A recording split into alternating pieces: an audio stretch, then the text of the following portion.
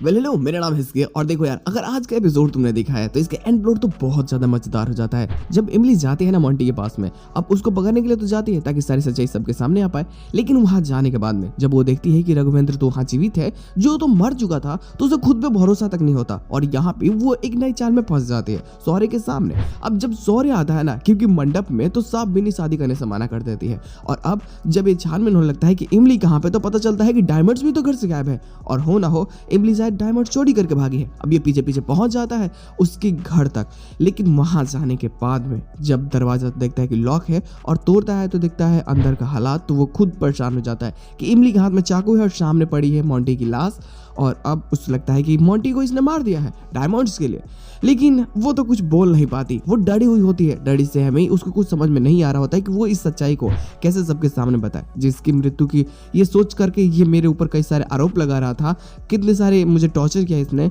लेकिन वो तो जीवित है, अब क्या करेगा ये। अब सौर्य को भी समझ में नहीं आता कि कुछ बोल क्यों नहीं पा रही है, हालांकि उससे पहले ही एक नई मुसीबत भी क्रिएट हो जाती है, क्योंकि अब बेनी भी चाहती है कि वो अपने जीवन को अच्छे तरीके से जिए, तो घर वालों के सामने वो अपनी सच्चाई को खुद एक्सेप्ट करके यहाँ से जाने का फैसला भी कर लेती है। लेकिन वो एक डील करती है कि अगर उसके बॉयफ्रेंड को छुड़वा दिया जाए तो शायद वो यहाँ से चली जाएगी।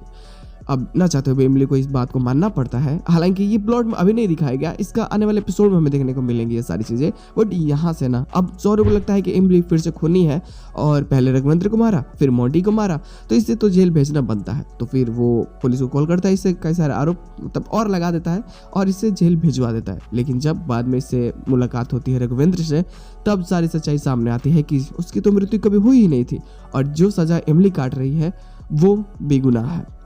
सच में बहुत ज्यादा मजा आने वाला है। उम्मीद करते हैं लोग आने वाले एपिसोड और ज्यादा ही बेहतरीन हो जाए।